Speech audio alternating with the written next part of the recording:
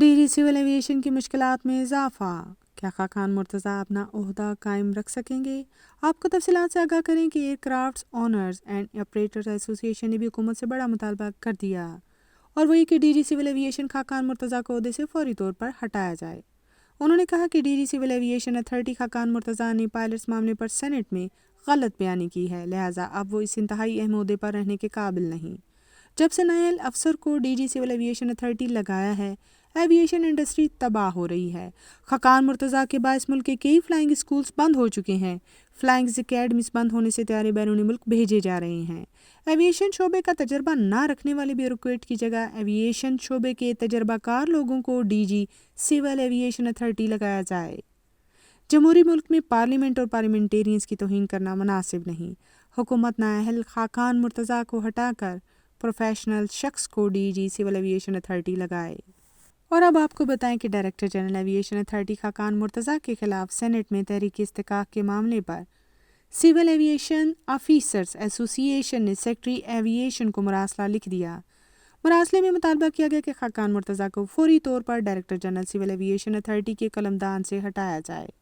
تفصیلات کے مطابق director general aviation authority Khaqan Murtaza کے خلاف سینٹ میں تحریک استحقاق کے معاملے پر سول ایویشن آفیسرز ایسوسی ایشن کے چیئرمین زرین گل دورانی نے سیکرٹری ایویشن کو مراسلہ لکھ دیا۔ مراسلے میں مطالبہ کیا گیا کہ خاقان مرتضیٰ کو فوری طور پر director general civil aviation authority کے قلمدان سے ہٹایا جائے۔ مراسلے میں لکھا ہے کہ Khaqan Murtaza director general civil aviation authority کے خلاف 24 اکتوبر 2023 کو تحریک استحقاق پیش کی گئی، جسے سینٹ نے بھاری اکثریت سے منظور کر لیا۔ D G civil aviation Khaqan Murtaza کے خلاف سینیٹر فیصل سلیم نے تحریک استحقاق ایوان میں پیش کیا۔ سینٹ میں اس پر کیا کارروائی ہوئی، آئیے آپ کو دکھاتے ہیں۔ Notice of privilege motion of Senator Salim Mandiwala, Faisal Salim Rahman and Syed Mohammad Sabir Shah against the Director General Civil Aviation Authority. Who is going to move it? آپ جی موو کریں گے؟ جی پلیز موو کریں۔ Chairman صاحب، یہ اس طرح ہوا تھا کہ ایک سب کمیٹی بنی ہوئی تھی جو کہ ہمارے پرانے ایویشن منسٹر صاحب تھے، ان کی اسٹیٹمنٹ سے جو پورے ملک کے ایویشن انڈسٹری کو جتنا نقصان پہنچا ہے جناب سرور خان صاحب کے، اور انہوں نے ایک اسٹیٹمنٹ دی تھی کہ جعلی لائسنسز ہیں، اس کے لیے ایک سب کمیٹی بنائی گئی تھی۔ اس سب کمیٹی میں ہم نے لائسنسز کو پورا دیکھا اور ہر ایک چیز اس کی ہم نے اسکروٹنی مکمل کر لی، جتنے بھی پائلٹس تھے اس ریلیٹڈ۔ جناب چیئرمین صاحب، یہ ہم لوگوں نے ایک رپورٹ بنا لی اور سب کمیٹی کے بعد اس کو ایویشن کمیٹی نے اڈاپٹ کر لیا، لیکن اس کی امپلیمنٹیشن پہ جب لائسنسز کے رینیولز آ گئے یا ان کی بحالی آ گئی تو اس پہ جناب ڈی جی سول ایویشن صاحب نے ایک دفعہ نہیں تو 3 دفعہ نہیں تو 3 دفعہ کمیٹی کو مس گائیڈ کرنے کی کوشش کی اور غلط بیانیاں کی، یہاں تک کہ پھر آخری ایویشن کی کمیٹی کی میٹنگ میں انہوں نے بدتمیزی کی حد تک سلیم مانڈی والا صاحب کے ساتھ باتیں کی، اور اس میں یہاں تک انہوں نے کہا کہ میں بالکل یہ میں نہیں مانتا جو باتیں آپ کمیٹی والے کر رہے ہیں۔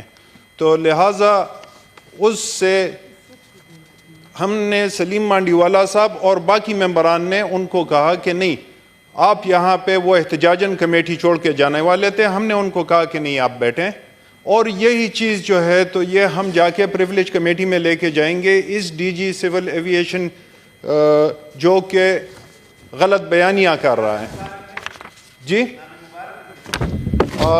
نام مبارک ان صاحب کا جو ہے تو وہ خاقان مرتضیٰ صاحب ہیں، فلائٹ لیفٹیننٹ ریٹائرڈ۔